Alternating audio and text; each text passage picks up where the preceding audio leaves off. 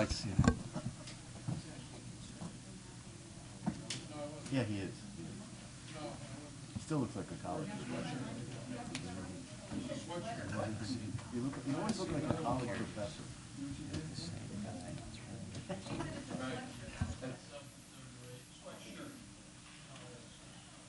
Like a Harvard guy. Are we ready?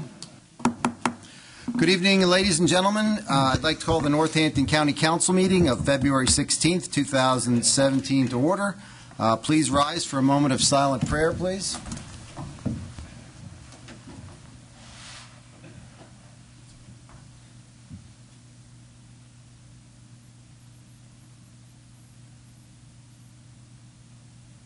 Thank you. And now the Pledge of Allegiance.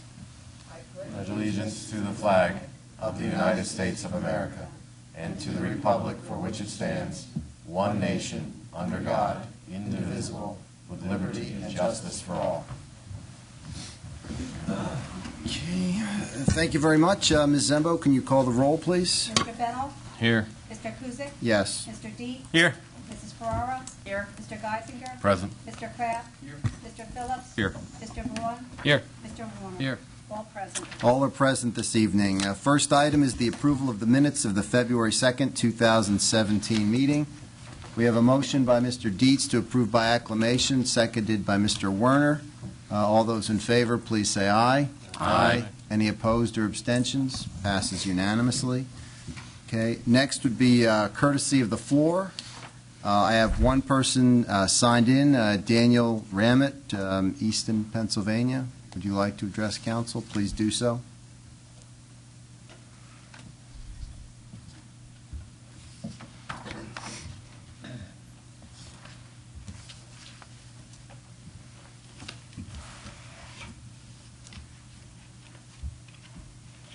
Please excuse me.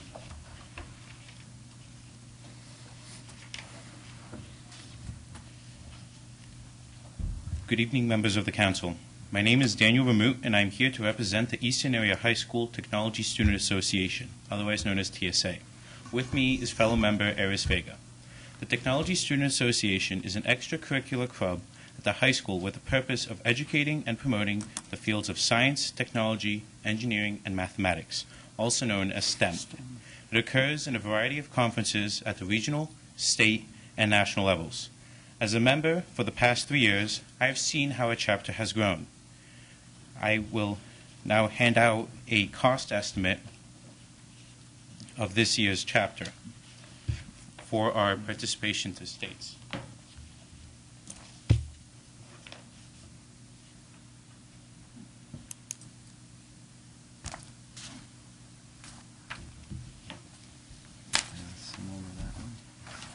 Before you is the cost estimate for this year's state conference held in Champion, Pennsylvania at the Seven Springs Resort. My sophomore year, we only had 10 students participate. Last year, we had 20. This year, we are expecting 30 students to attend. As president for the second year, it has been my goal to involve as many students as possible. However, this comes at a price. I'm here to request respectfully if the council will be able to assist our chapter in achieving the goal of taking EHS TSA students to the competition. I also have a copy of our most recent results. However, unfortunately, I only have one. All right, we'll put it into the record. Before you are the results from the most recent conference held at Strasburg High School on February 4th. This was one of our best results in the past 10 years of our competition at the regional event. Many of these students will also be attending the state conference, as to continue the success with their given events. Lastly, I will be handing out an article from Lehigh Valley Live, as well as the Express Times. All right. It is a similar endeavor we as a chapter undertook to attempt to attend the national conference from 2 years ago. My colleague and I are more than willing to answer any questions you have and look forward to possibly working with you.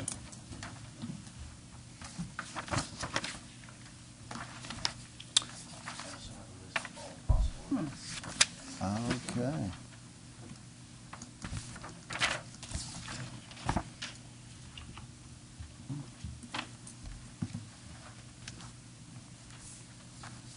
Okay. Well, I thank you. I think we'll take a look at it. I guess my only question would be, did you approach your Board of Education with this? And That is the next step. We also as an AP government class, we have to attend these meetings. So as my next step will be attend this school board meeting. okay. Well, I would urge you to do so, and I hope that they would step up and fund something like this, because it's core to the mission of what schools do. And I thank you for coming before us this Yes, sir. evening. Thank you very much. Okay, that was all I had under courtesy of the floor. Mr. Angle, you'd like to address council this evening? I usually say it's nice to be back here at the Reichstag. I recently started taking a look at your P3 that you entered into. And I think Mrs. Ferrero, who was on council when I was on, can attest to my ability in the world of finance. Oh, yeah. She remembers the swaption. I think Mr. Cusick may remember the swaption. I advised against it, voted against it, you done it. I told you to get out of it for a few million. In the end, when you finally got And out. I listened to you, and I voted the right way. Right. You save millions of dollars. So I'm always looking at finances. Anyway, there was a story here in the Lehigh Valley Business Journal. And I thought it was kind of unique because the story started out to say this was innovative, and it ends up by saying they've been doing this for 17 years in California. I don't know how innovative it could be if it's in California 17 years. But my point I want to make is I wouldn't want to copy the history of California's finances in Northampton County. So if you think that's a good example, I really don't think so. I have an extensive file here that I've come up with, and I have some interesting things I want to point out. In order for P3 to work well, governments need to dive into the details and divvy up who is accountable for different scenarios that may delay work, damage, or structure. In researching that, I found out that actually if they find something wrong at the job site, it's up to you to pay the extra money. The article says this is a $37 million project. As I understand, you're $1.5 million over already. So you may want to correct that. It's a $38.5 million project. Krieger's, and this is my opinion, by the way. Again, I spent my early career in the world of finance. I started out as a repo man, which I loved dearly. I wish I had stayed with that. It was a great job. But I ended up an executive vice president in a bank. Krieger's not qualified by virtue of not having the correct pre-qualification codes at the time of the RFP for issuance. If you took a look at your bids, they were extremely lower than anybody else. The first thing you would want to ask yourself is, why? Okay, how can they come in that much lower? The requirement was listed as must have in the county's own RFP and clarified in subsequent questions and answers. Krieger had some PennDOT pre-qualifications code, but again, not the ones to build this many bridges. Their qualifications were to minor repairs and mow grass around bridges. But somehow you look beyond that, which I don't understand. Krieger has zero P3 experience, zero. They've never done a P3, which was an RFP requirement. So again, you ignored that, and they had no experience. They actually have never performed a fixed price contract. And I think all of you would agree this is a major project. They've never done that, by the way. To come up with the money, because they certainly don't have the money on their own, they have 3 banks involved with numerous lines of credit at the banks. Taking on that debt, if Krieger revealed this activity to PennDOT as required by the pre-qualification code, would render the company insolvent. Best as I understand, it's a $4 or $5 million company. They're operating with 3 different banks' money. Most of this work is going to be done by people out of the coal region. For instance, you say in this article at Lehigh Valley Business, and by the way, I'm frugal. I really don't buy this. Somebody else buys it. When they're done with it, they save it for me. So I'm a couple days late. The employees that you're talking about, why did you not have in your requirement that at least a percentage, let's say 50% of the employees would come from Northampton County, who ultimately is footing the bill? That should have been in there. You should have had a requirement that at least a percentage of the jobs would come from Northampton County employees. You understand, This is up in the coal region. Actually, Louis de Naples, by the way, is involved in many ways here in this whole thing. Why are you smiling, Mrs. Ferrero? Through relatives of one thing or the other. Again, I'm not your normal person. If I do an investigation, believe me, it's a thorough investigation. I will get in the car and I will drive somewhere and I will peek in the back window and I'll ask some questions. I'll come up with the answers that I want. You people have gave this contract to somebody with no experience, with literally no money, with 3 banks on the hook, with no experience in doing any of this stuff. They never met the requirements of your RFP. The only thing they did do was give you the low bid.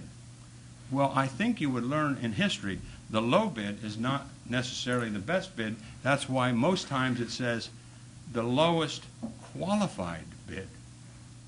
I have some real questions as to qualification. The other thing is, whatever problems they run into with these bridges, the cost of that is back on you. It's not on them. When I hear the term public-private partnership, I cringe. And in my lifetime of being around the world of public office, I've always understood what that meant.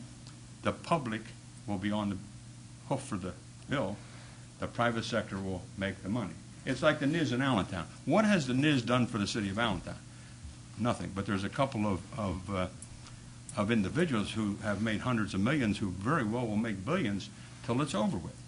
So these public-private partnerships sound good, but the end result is the bill will come back here, and then the bill will come out here to my friends and neighbors, the taxpayers. I really don't think this was handled the way it should have been handled, from the fact when it's easy to brag about we're bringing jobs in, but you're not bringing jobs in. More than likely, these jobs will come from the coal region where everybody is affiliated with. They're not going to hire the unemployed guy from Northampton County. They're going to bring their friends and relatives down because it's a prevailing wage job. It's a cushy job. They're going to make money. The very last thing I want to say is the fact that Donald Trump, whether you love him or hate him, it's one thing he and I have in common, I think, is he's talking about the federal government becoming involved in infrastructure. I think Peg can tell you every year at budget time, as long as I served in your seats up here, I brought up bridges. We've let bridges go for years after years after years. Now you may have on the horizon the opportunity for the federal government to say, hey, this is interesting. This is infrastructure, and this is jobs. You might have got the federal government involved, and you take pride in bragging in the article the federal government's not involved. Frankly, the federal government could and should be involved because we all pay federal income tax. But I have some major questions here, just like the swaption. Again, I'm telling you, before this is done, you will all pull your hair out, and you all are going to look bad, because I see so many pitfalls in here. It's mind-boggling as a businessman and a former banker to believe that this will go down. It's great to say we're getting rid of 33 bridges that somebody else is going to fix, but you've got to ask yourself, what will it cost and under what circumstances? And you really don't have a grip on that. They have a grip on it, and they, being a company that couldn't even remotely come up with any of the money, they had to go to 3 different banks, and I think one of the banks is Louis de Naples, by the way. But homework should have been done. Thank you, thank you. Mr. Kusick, for giving me the full 5 minutes. I appreciate that. Well, I won't pull my hair out, Mr. Engel. Well, There was one no vote. Yeah, yes. And we're on the same side of the fence today for some reason. All right. Okay. So I won't be pulling my hair out. All right. So that's all we had. Is there anyone else that would like to address council this evening? Okay. There being none, we will move into confirmation of appointments. And at this time, I'll call on Mr. Kraft to introduce the resolution. All right, thank you. Quite a few of them here. I believe Mr. Williams from Atlanta is here. Fred Williams, thank you so much for, again, being on the board. Appreciate it so much. And anybody else who may be here in the audience, be it resolved by Northampton County Council that the following individuals shall be confirmed and their appointments or reappointments as indicated hereafter. On the Graysdale Advisory Board, we have the reappointments of Deborah Jean Donardo from Penargil, Rosemarie Fair from Nazareth, James Irwin from Nazareth, Susan Lawrence from Bethlehem, Mary Ann Schmoyer from Bath, terms to expire 4/19/19. Kenneth Sun, the MD from Wind Gap, PA. Next thing we had at our meeting was Lehigh and Northampton Transportation Authority. We have the reappointment of Fred A. Williams from Easton, term to expire 3/2/22. Mental Health Early Intervention and Developmental Program Advisory Board, we had the reappointment of Mike Kaufman, MD, Bethlehem, PA, term to expire 1/23/20. And then on the Personnel Appeals Board, we had an appointment of Mr. Thomas Foster from Easton, PA, to replace Mr. Lump Sanders, who passed away unexpectedly, term to expire 2/3/19, and the reappointment of William H. Alexander of Bethlehem and John Daly Jr. from Wind Gap, PA, term to expire 2/3/19. And finally, the one that everybody's been waiting for, the Retirement Board. We have the appointment of retired employee representative Dwight Danzer, Esquire, Easton, PA, term to expire 12/31/17. And we have the reappointment of the County Council President John Kuzic from Easton, PA, County Council Representative Peg Ferraro from Nazareth, PA, the Executives Representative James Hunter from Penorgil, PA, and the Employee Representative Cindy Smith from Nazareth, PA. They're all reappointments, terms to expire 12/31/17. Committee met yesterday, and we moved unanimously to approve and put these all forward to council. All right, any further discussion on these? I, too, want to thank Mr. Williams for his long and dedicated service to Atlanta. I mean, I think the comment was, you are Mr. Atlanta from Northampton County, so we appreciate all you've done there. So, anything else? Can we call the vote? Mr. Kraft? Yes. Mr. Dietz? Yes. Mrs. Ferraro? Yes. Mr. Geisinger? Yes. Mr. Phillips? Yes. Mr. Vaughn? Yes. Mr. Warner? Yes. Mr. Bennell? Yes. And Mr. Kuzic? Yes. Passes by a vote of 9-0. Passes unanimously. Next up is the Controller's Report. Is Mr. Barron here this evening? No. He is not here. Next is the County Executive's Report. Mr. Brown? Good evening, Council. All I have for you this evening is to let you know I will be doing a State of the County coming up March 2nd. It'll be at the Hotel Bethlehem starting at 7:30 in the morning. So I'm working on that right now. Okay. I'll be out of town, so Okay. Then next up, we have a presentation regarding the 9/11 merger with the City of Bethlehem. And at this time, I'd like to call on Mr. Todd Weaver to give the presentation. Evening, Council. Nice seeing you again. Welcome back. Yes, thank you. So you asked me to come in, and thanks for inviting me coming in to give a brief on the consolidation project between Northampton County and the City of Bethlehem. I'm just going to first start out with just some 2016 statistics because there's some good numbers to know. Is Northampton County 911 did approximately 97,000 911 calls last year, 32% of them being wireline, regular landline, and actually 67% of them are actually cellular. We did 161 texts to 911, and we also did 296,000 non-emergency calls. With that, with emergency management, we had 56 response to the field for hazmats and other various incident command support, 3 EOC activations, our winter storm that we had, the VIP event of the Tim Kaine visit, and the presidential election. They were all level 3 activations. Special events in Northampton County, we provided personnel and resources for 5 and resources for just 3, and we did 8 exercises throughout the county. As far as our SAR sites, which are a chemical facility, we have 199 plans that were reviewed and accepted last year, reporting over 700 chemicals that are in the county. It's just a little brief of just some statistics that occurred in emergency management 911 for 2016. Now into the merger. Act 12 was enacted in July of 2015. That took the $1.25 fee up to $1.65 per unit that actually calls 911. They actually updated the legislation to include all devices that call 911 so they keep up with the technology. What changed on that is the funds didn't come directly to the county anymore. They all now went to the state and get distributed. The way those funds are distributed, 83% of all those funds that are collected by the state are distributed to all the 911 centers in the state. 15% of it is held back for what they call the State Interconnectivity Fund, which is a grant fund that you apply for consolidation projects, regionalization projects, which we'll talk about because we applied for funds in the State Interconnectivity Fund. 2% of course, is kept by PEMA for administrative costs to cover audits and the financial responsibility of administering this fund. The Act actually sunsets June 30th of 2019. By then, we must have substantial movement towards consolidation in the City of Bethlehem. Ideally, hopefully, we are complete by then. But it does say we have to have substantial movement towards that, and I believe we'll have really good substantial movement.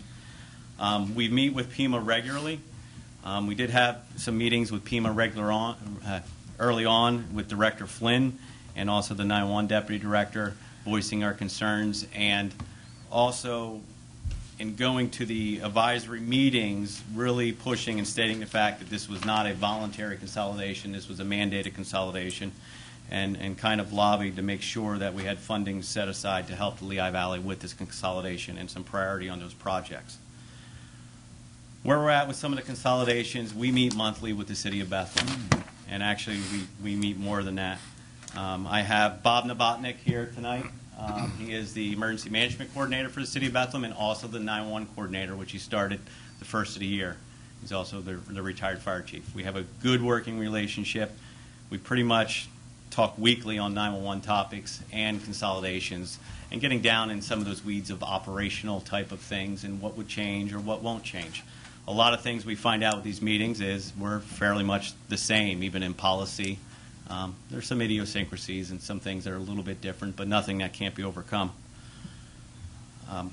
So these meetings are helpful. We had meetings, and some of the HR issues is we actually met Tuesday with City of Bethlehem HR and Northampton County's HR and kind of work a pathway to maybe bring in those dispatchers and supervisors from the City of Bethlehem because they are trained and they are a valuable asset, and they do save us some time and money because they are trained to bring them in. So we're working on how we can do that to leverage when we need to increase our employees. We will need to start hiring sometime in 2018. Hopefully the consultant will give us those dates and times of drop-dead times. That we need to get employees in here. An average new employee with no training is a year's worth of training for our comm center. So if we start somebody today until they're 100% trained on every dispatch position, it's a year and they're on a year probation. So that's why we're looking at these time frames to get started early on this. How many do you have to hire? Sorry. How many do you have to hire? Right now, we're not going to stick to a number. I can probably give an educated. There are calculations through our dispatcher associations, through APCO and that will give us some numbers.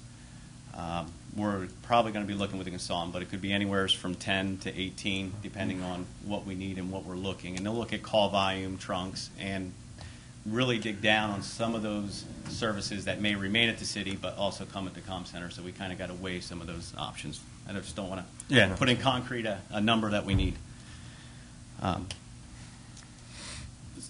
So some of the things that we applied for that are going to happen in 2016. We applied, and the Lehigh Valley was approved for approximately $8.1 million in funds out of the State Interconnectivity Grant Fund. Initially, we applied, it was about $18 million. However, the state, because this is new, kind of said they wanted to do it for what would be completed within the grant period. So we kind of backed down as a group because we were submitting the projects as an entire as the Lehigh Valley. So we scaled it down and looked at what was going to be accomplished in 2016. And part of that project is the ESI net, which is the Emergency Service Network that I talked a little bit last night. And that connects all the 4 comm centers together so we can have equipment that will communicate with each other. And part of that ESI net that goes in is also expanding the current regional phone system that we have with Allentown. That will be expanded to Lehigh and Bethlehem. And everybody asks why we bring in Allentown, Lehigh, and Bethlehem is because we have to have an interim path. We just can't forget the comm centers that are currently going to be answering calls all the way into 2019. So their equipment's got to be updated and kept current. Plus, that helps with the training curve because everybody will be on the same platform and same phone system within the Lehigh Valley. At the same time that the ESI net and the phone system's going in, we applied for a CAD share project. and that's to install a new CAD system throughout the Lehigh Valley. All the comm centers will have the same CAD, and what we're looking through and what we propose to the state and what we're going to do is a true CAD share. So what calls are going in at Northampton County, Lehigh County can look at. What Lehigh County puts in, we can look at it. There are filters. Right now today there are filters. Dispatchers just see what they're responsible for, but can filter out and look. What that does is help with mutual aid. We have a lot of units that will dispatch and assist Lehigh County. We have Lehigh County's units, so we can operate on one call, one incident, and see everybody's unit. Plus, it would operate as a backup to our comm center. So it's actually a live backup somebody's maintaining, and we're maintaining their backup. So with that, the CAD system will also ride on that EZInet, that infrastructure, that network that connects the comm center. Eventually that network will connect to the state, and hopefully maybe they'll pick up some other services as they keep growing in this 911 infrastructure. The other project that we are approved for is the Regional Consolidated Services, and that's to have a consultant, somewhat of a project manager that's going to look at the personnel, the equipment, number of positions that are needed to add, trunking requirements as in how many 911 trunks we need, and help facilitate meetings. A lot of things is we got to inventory what assets the city of Bethlehem has, and are they going to be rolled over, or what is the best method of actually bringing them over to Northampton County. So they'll assist with that, and it is needed and it is helpful. I know we haven't used consultants much in the 911 side of it for years, but we got to keep the everyday 911 running and operating and that. So this will actually help us move this, and they'll also be applying for additional funding when it comes to the next round for 2018. They'll be applying for other projects that they find that we have to do for this consolidation. And one of the last projects was the Lehigh Valley Radio Design Study. We decided as the 4 PSAPs and the entire Lehigh Valley to look at the entire radio infrastructure for Lehigh Valley and leverage what's there, what's not there, what could be used, and also to select and pick a common radio console. Today's world of IP, we can put the same radio console in at our comm center and the same one at Lehigh and have access to either one of our infrastructure, even if they're on in different frequencies. Helps with interoperability, also helps with backup. So the whole concept that we're doing to regionalization is to have 2 county 911 centers, but 1 regional 911 system. And there is leveraging with these switches and that we would end up going north and connecting into the northern counties and even connecting into Bucks County.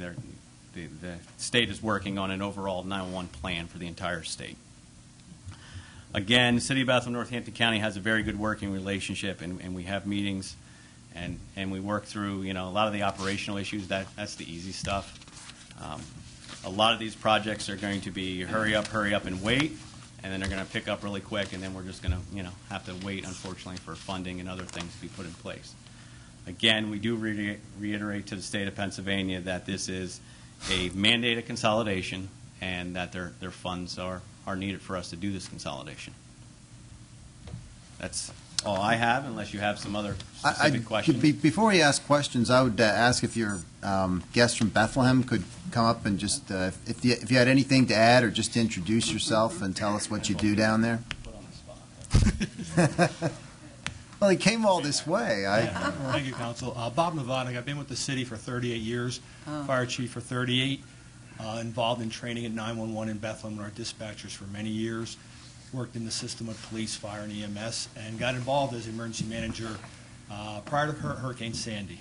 And that's how the city wanted to retain me, because they knew this was a big project, and I had a working relationship with Todd and all of his workers up there at the county. We dealt through numerous disasters together, worked Music Fest together, and other special events in the city. So it was like a perfect match for me to be here, and it is. There's many moving parts of this project.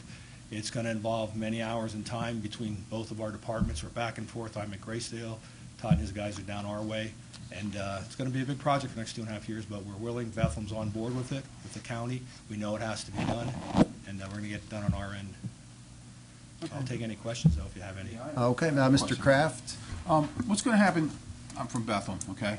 Our camera systems and everything we have with, how if you get a call now from our 911 center, they can tell the cops that the guy turned left on Raspberry Street and went all the way down the gutter and, whatever.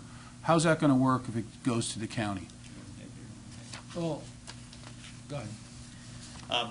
basically, the view is, and this issue is brought up to the state, and it's always visited, that monitoring cameras versus access. And Northampton County will leverage and look with the new CAD system going in, leveraging access to the camera to view it in the time of a 911 call.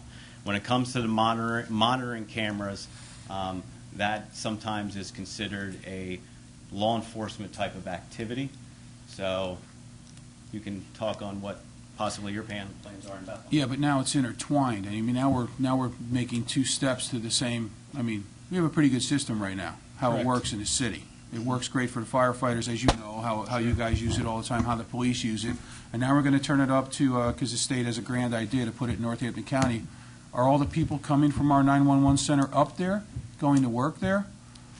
We're going to retain some staff in Bethlehem. We want to have a 24/7 operation there. Like we do now? Yes, but here's what happens when this goes through. All 911 calls, when a policeman, a fireman, or an EMS is dispatched, will go through Northampton County. And Northampton County will follow that call to its completion. But when it's completed, even a crime, as you know, there's so much work that gets done afterwards. Right. That's where Bethlehem will still be using their cameras in the city with their detectives, with their vice agents, with the fire department on investigations and follow-up. But so everybody understands, from the time that 911 comes in and Northampton County has it, they will finish that call while it's active. All the background work then with cameras can still be done in Bethlehem.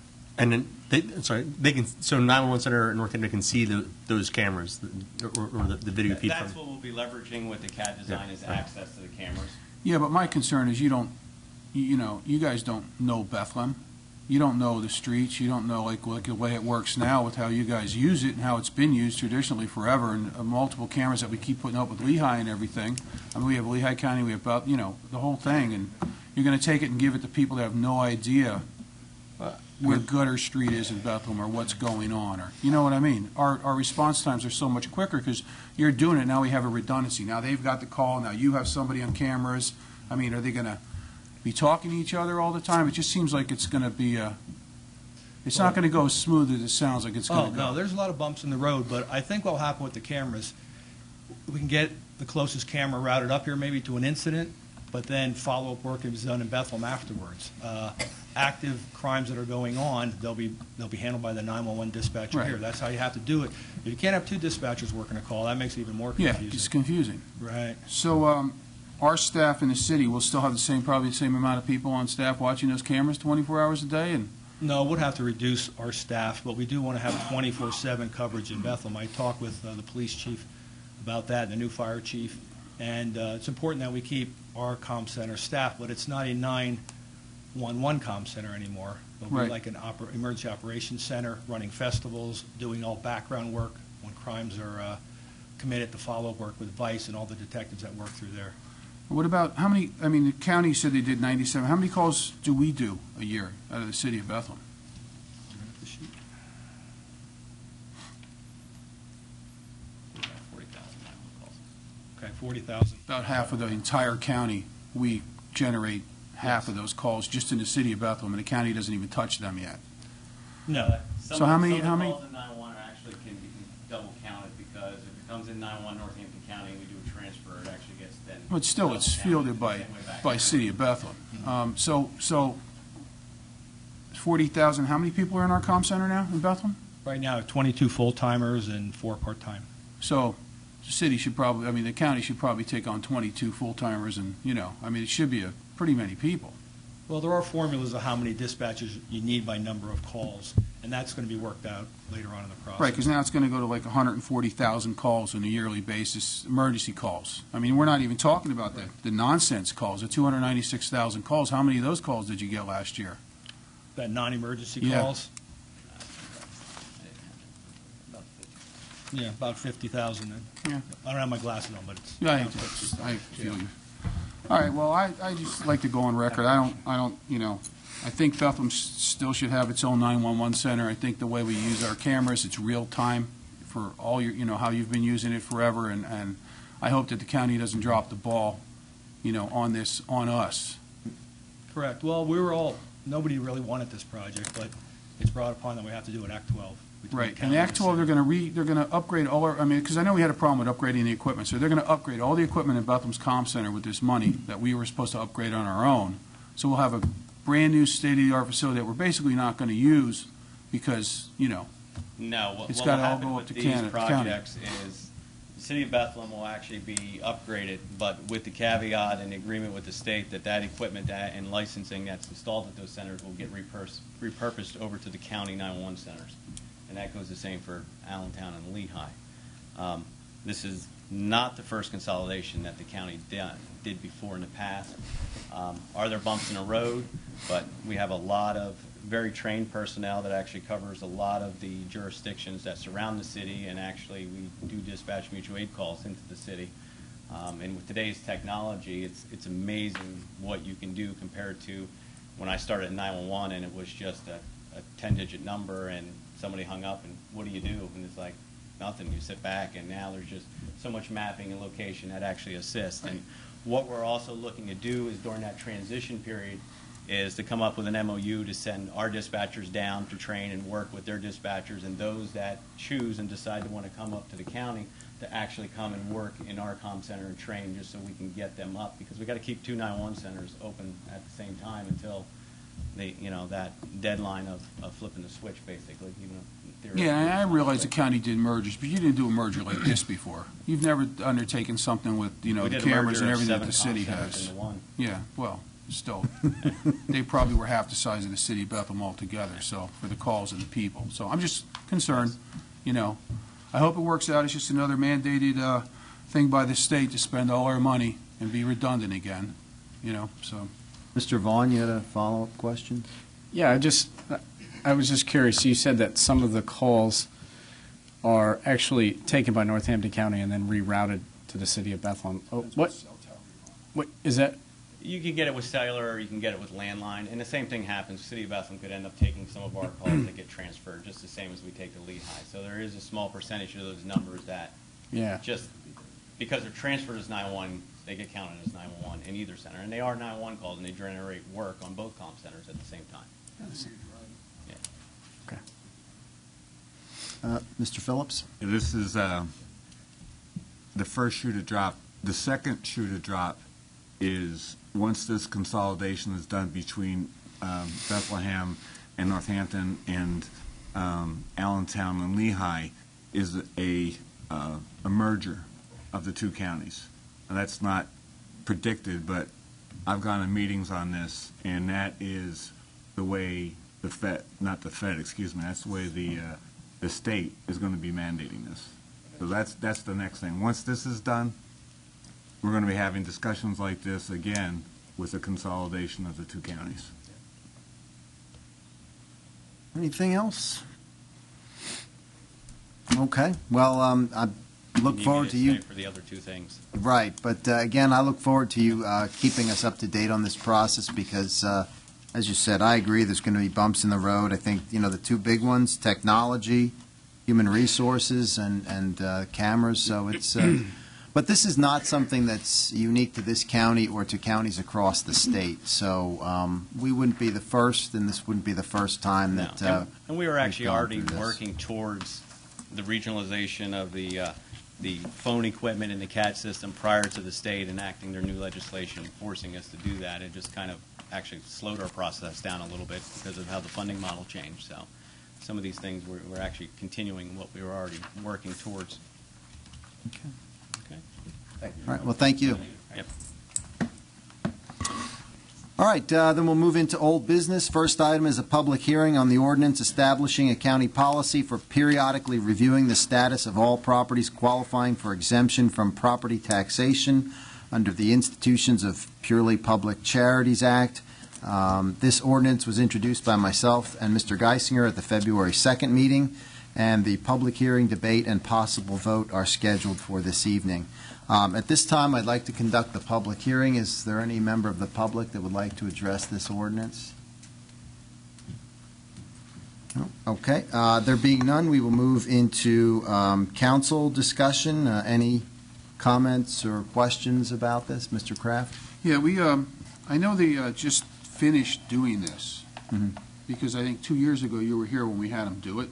Yeah, So- 2015, I believe, was when it was last Right, and done. I think they just finished up finally doing it all. So why did you want to do this? Just to make sure it's done every so many years? Well, I think the thing is, one of the reasons why it took so long and was so difficult is because it hadn't been done in so long. Right, that's. So I think the idea is if this is something that we're doing on an ongoing basis, it doesn't become such a large undertaking.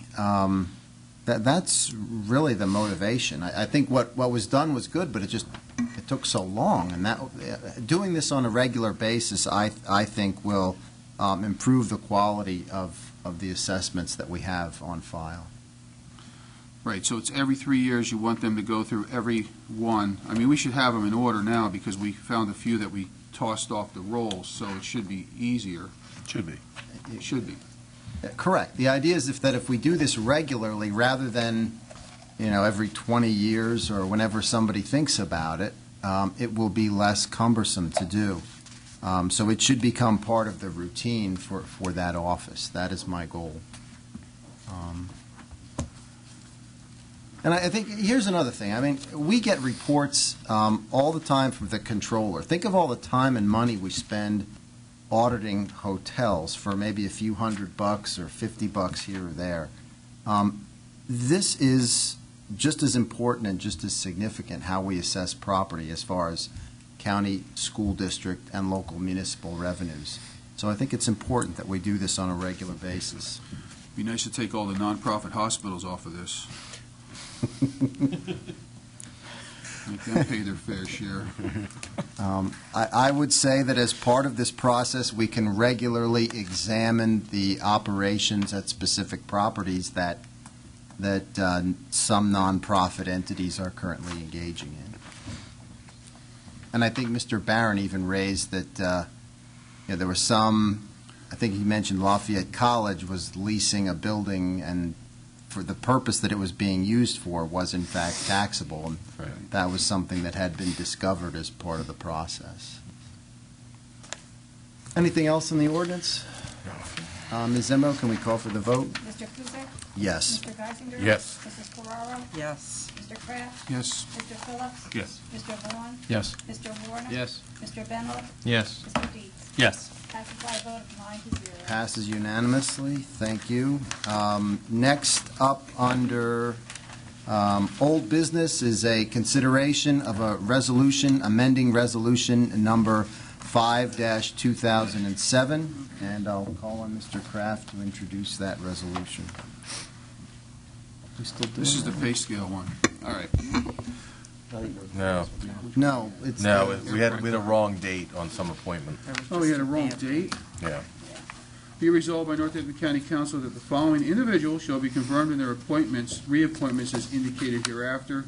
We had the appointment of Brian Dames of Nazareth, PA. The term to expire said 12/21. 20. It was a typo. It's a typo. It was So it's originally 12/31 Right. of 21 and not 23. Right. So, and that's the only change here, right? Correct. Okay. Any questions? It's just a change in the date. Someone was dyslexic? Ms. Zembo, can we call for the vote? Mr. Kraft? Yes. Mr. Geisinger? Yes. Mr. Phillips? Yes. Mr. Vaughn? Yes. Mr. Warner? Yes. Mr. Bennett? Yes. Mr. Kuzic? Yes. Mr. Deeds? Yes. And Mrs. Ferraro? Yes. Passes by a vote of 9-0. Passes unanimously. That was all we had under old business. Is there any other old business that any members of council would like to raise at this time? Okay, there being none, we will move into new business. First item is the consideration of a donation to the Division of Information and Referral Emergency Services Crisis Fund Resolution. And I'll call on Mr. Vaughn to introduce that resolution. Yes, thank you, Mr. President. Whereas Northampton County Home Rule Charter, Section 20210 provides that county council shall have, among others, the following powers, quote, to accept on behalf of the county any gifts of real property and to provide for the acceptance by any agency on behalf of the county of other gifts, and now therefore be it resolved by the Northampton County Council that it does hereby accept the donation of $500 to the Division of Information and Referral Emergency Services for their Emergency Services Crisis Fund from the Pierce Park Group. Okay. Any questions or discussion on this item? What precipitated this donation from them? Mr. Brown, you had an answer? Because I know that they handle our, Retirement. they handle our retirement, It's huge part of their pension. corporate philosophy to donate back to the communities that they serve. So I don't know how many years back, but they donate $1,000 a year to charities in Northampton County. It comes to the county executive and at the executive's discretion to allocate where that $1,000 would go. So have they donated in the past to Yes, the they have. county? Yes. I don't remember that.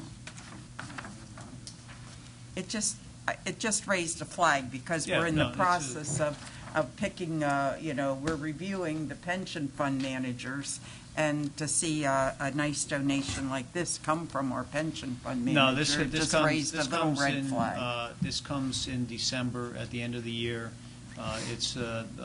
They've done it for the last several years. I don't know how exactly how many years, but since I've been here, they do it. So they give $1,000 back to the county every year that they represent their pension funds. Usually every year they give us $1,000. I believe that's the case, yeah. Just lower their fee $1,000 a year. Well, it's meant to go to the charities in the county. Right. It doesn't come to the county directly. I don't have any At pension. my discretion, I directed $500 into the IRIS fund. Any other questions? You can always on- choose to reject the donation also, That's if you true. council's discretion. Any other discussion on this? Well, I'll address, as one of the individuals who's charged, as chairman of the Finance Committee, was sitting on that board, and as I don't understand what you're saying. as one of the individuals charged with sitting on the board for reviewing the RFQs, I assure you that I don't think $500, when we're talking about hundreds of thousands of Well, that's differential very true, over the but, cost, is going to influence anybody on whether or not Pierce Park is chosen. Well, always look for those little flags. Yeah, I respect it. I respect your concern, Madam Ferraro, but like I said, we are seriously looking at the fact that last year, with the fees that were charged along with the management fees and the other distributions, you're looking at several hundred thousands of dollars that are moved around or paid out on behalf of keeping the $380 million that we have. So, Anything else on this? Okay, Ms. Zimbo, can we call the vote? Mr. Vaughn? Yes. Mr. Kraft? No. Mr. Phillips? Yes. Mr. Warner? Yes. Mr. Bennell? Yes. Mr. Kuzic? Yes. Mr. Dietz. Yes. Mrs. Ferraro? No. And Mr. Geisinger? yes. Passes by a vote of 7-2. Passes by a vote of 7-2. Next item under new business is the consideration of a revised human services pay scales for 2016 and 2017, and the corrective date of a human services administrative non-union pay scale resolution. And at this time, I'll call on Mr. Kraft to introduce that resolution. All right. First of all, I'll do the top one. Be it now further be resolved by Northampton County Council that the 2016-2017 pay scales for certain human services, civil service, non-union administrative staff, and PSSU union employees shall be revised to read as indicated on the attached document referred as Exhibit A. Be it further resolved by Northampton County Council that the 2017 Human Services Administrative Non-Union Pay Scale shall reflect the effective date of January 1, 2017. Refer to Exhibit B. And we still moved yesterday. This is like house cleaning. We do it every so many months. Okay, any discussion?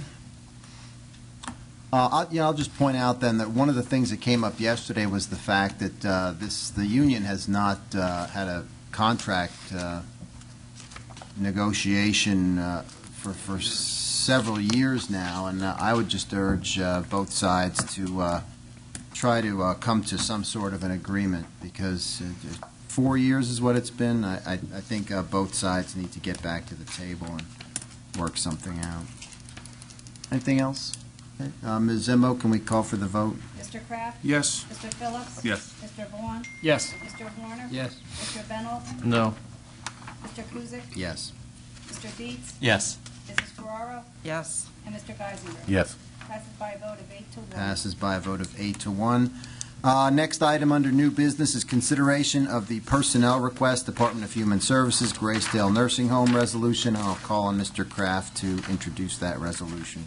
Thank you. It is hereby resolved by Northampton County Council that the one position of lead accountant pay grade CS-2801-A, salary $59,084, be created in the Department of Human Services, Graysdale Nursing Home, effective February 20th, 2017. Had a long discussion about this yesterday, and we moved it forward unanimously to council. Any further discussion on this?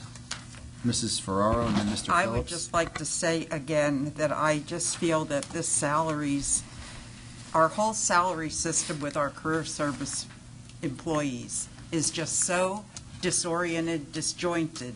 And I think we have supervisors making less money than new people coming in, and I really think that it's time. I mean, I think when Amy Trapp read what this person is going to be expected to do, I thought that lift is pretty heavy for $59,000 a year.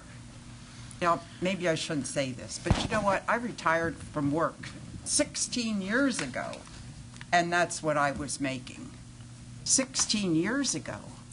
And I think this person has a job every bit as responsible and difficult as, and I just hope when we talk these savings, number one, I think we should, if we're going to be on a step system, we better honor a step system. And secondly, if we're bringing people in, I think if we're saving $20,000, whatever, I think we really have to look at what we're offering these people. I mean, I think we have to look at some of our pay scales to make it more marketable.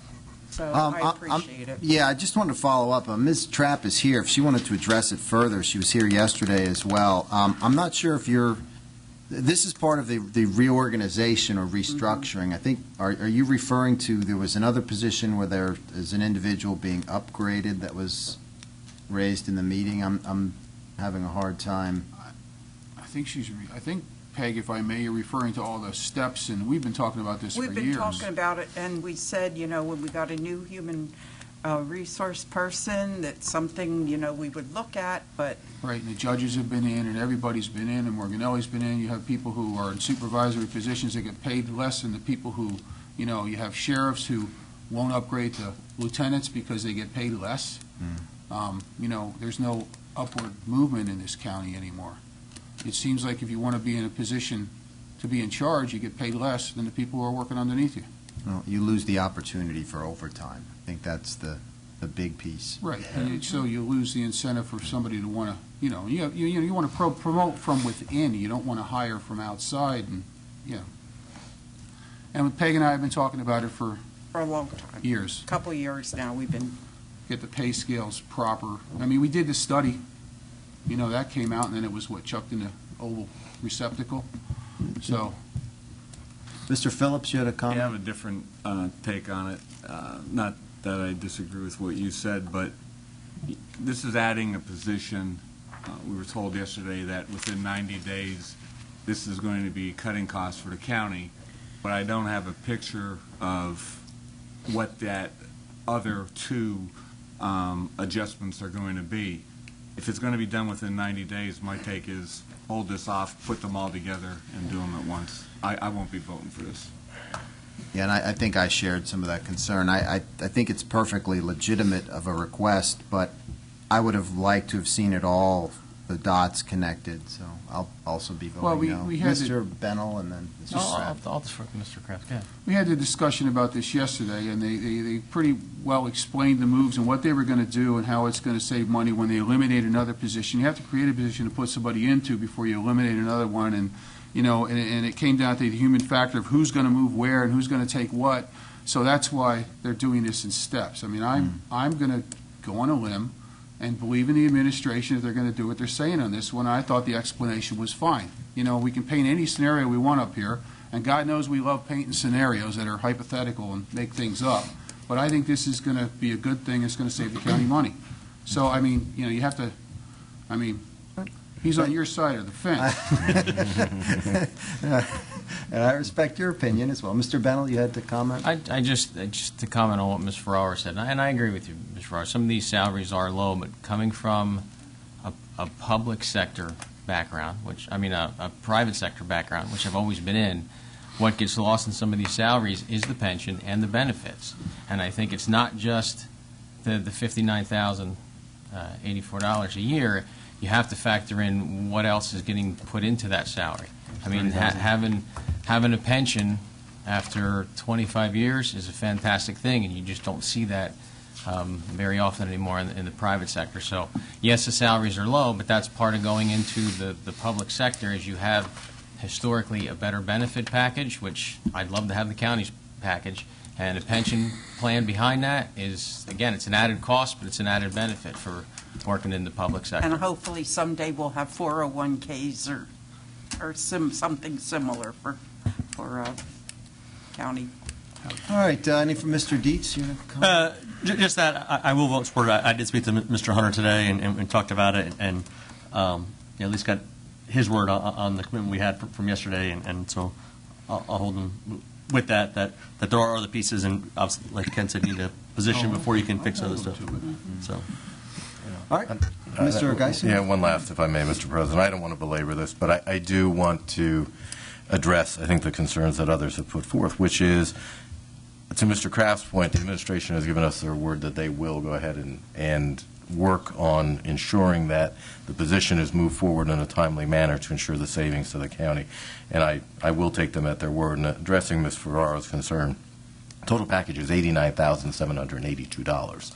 So while, yes, a $59,000 salary for the position overall on the accounting level probably isn't necessarily totally commensurate with the duties, but from a full package position, it's not a bad deal. It's not a bad deal. Okay. With that, Ms. Zembo, can we call the vote? Mr. Kraft? Yes. Mr. Valon? Yes. Mr. Warner? Yes. Mr. Bennell? Yes. Mr. Kuzic? No. Mr. Dietz? Yes. Mrs. Ferraro? Yes. Mr. Geisinger? Yes. And Mr. Kraft? I already said it, yes. But I'll vote for him.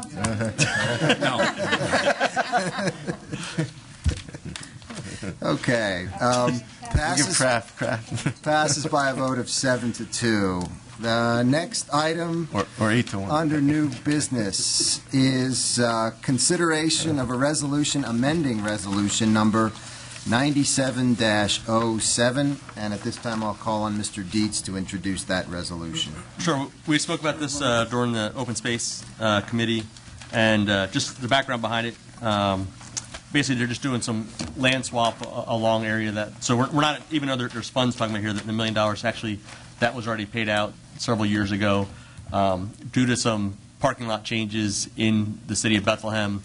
They're doing basically a land swap of giving up 2,300 square feet and getting back 2,400 square feet, just so they can fix a road and a parking deck. So I can read the now therefore be resolved, but that's kind of the number's misleading there. So Northampton County Council hereby approves the City of Bethlehem, South Bethlehem Greenway Project. Further, Northampton County Executive, through the Office of the Program Administrator of the Northampton County 21st Century Open Space Initiative, or his designee, is directed to take any and all steps necessary to administer and complete Northampton County's obligation in this project.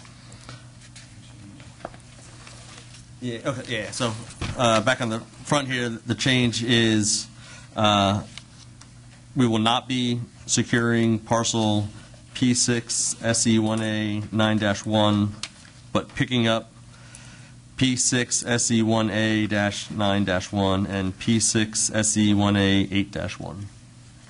Okay.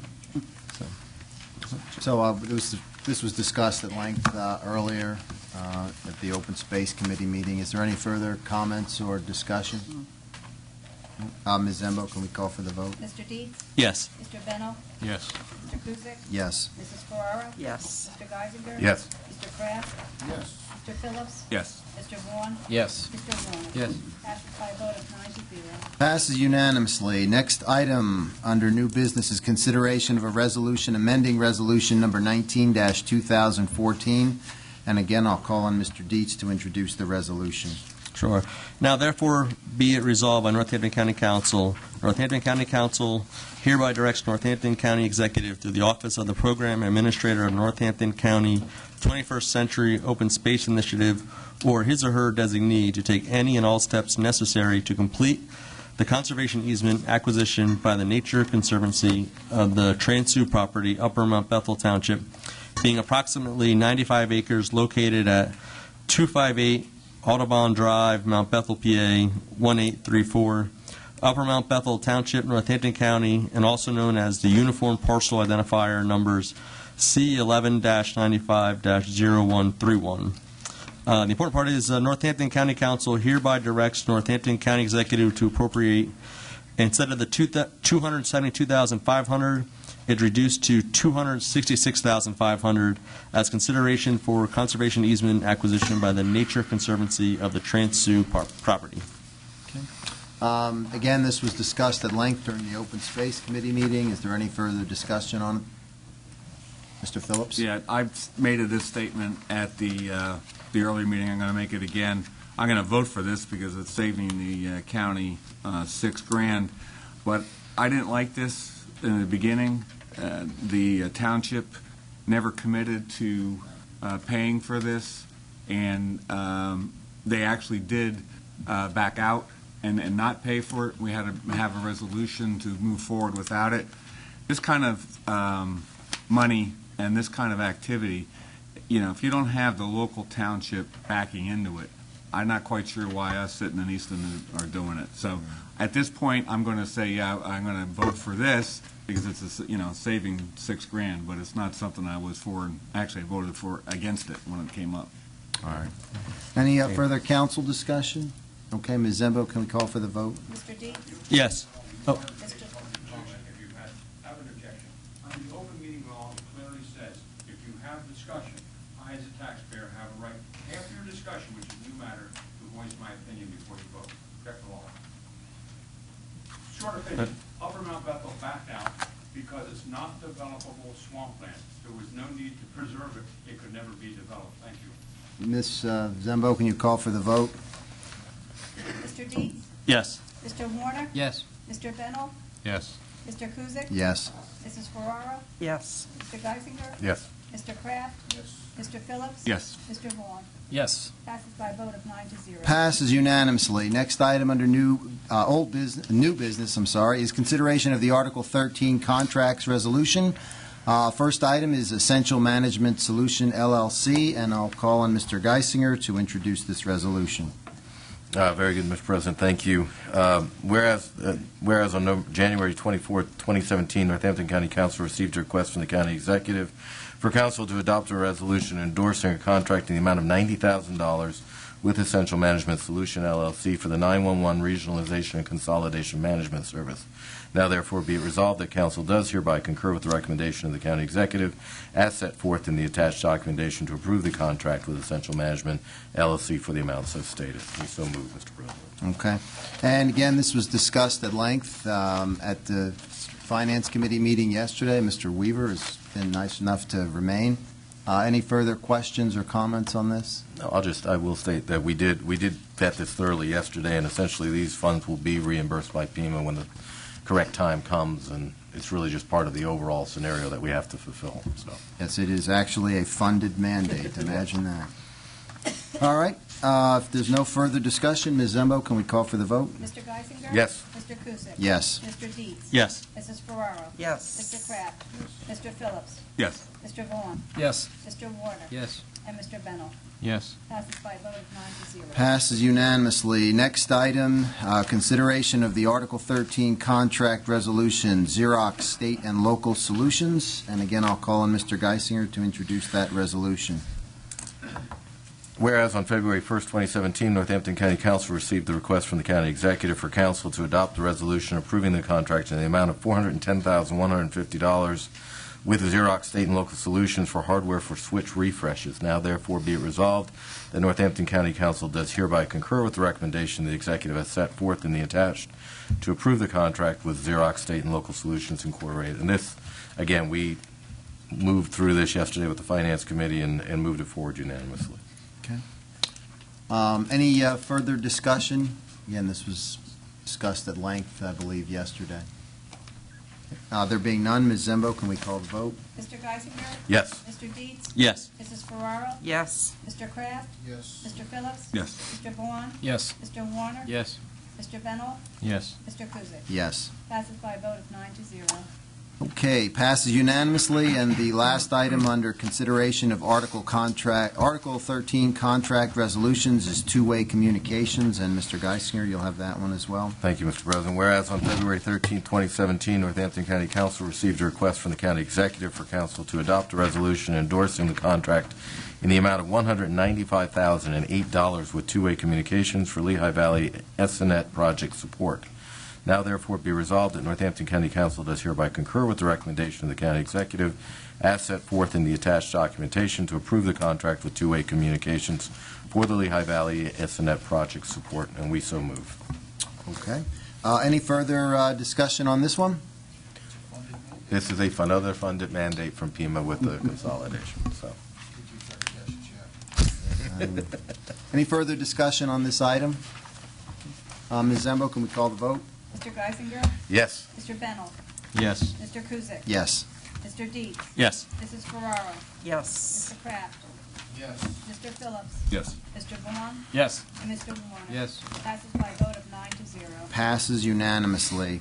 That was all we had under new business. Is there any other new business that anyone would like to raise at this time, members of council? Okay, there being none, we'll move into council committee reports. Do we have any committee reports this evening? Mr. Vaughn? Yes, thank you, Mr. President. We had a Human Services Committee meeting prior to the full council meeting this evening. At that meeting, we talked about current status of Greystale, and we received some good news that a VA contract is likely to pass, which means that Greystale Nursing Home will be serving some local veterans, which is good in every way. I can't see anything wrong with that. We also talked extensively about quality measures. I think the committee as a whole is committed to improving the star ratings at the Greystale Nursing Home. We brainstormed a couple ideas. We heard from Lewis about some committees that are kind of attacking that issue, and we'll be waiting to see how we improve in those measures going forward. Any other committee reports? No other committee reports? All right, next is liaison. Any liaison reports? I think we got a good one from 911 earlier this evening. No further liaison reports. Council clerk, anything? Nothing. Solicitor, Mr. Lauer. Okay, before I ask for a motion to adjourn, I would like to recognize the students that are here this evening from Easton High School. Thank you for your attendance, and I hope you learned something about county government. And we will sign your papers shortly, so feel free to come up and ask us questions. After I ask for this motion to adjourn, do I have a motion? Moved by Mr. Bennell, seconded by Mr. Dietz. All those in favor say aye. Aye. Meeting adjourned. And I would like to, the technology president, I have some other funding sources that you might check into. Okay, thank you. Have a nice evening.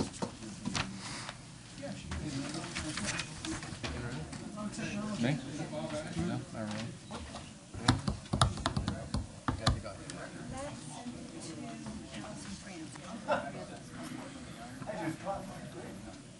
This is Aries, one of my offices. Okay, great. I used to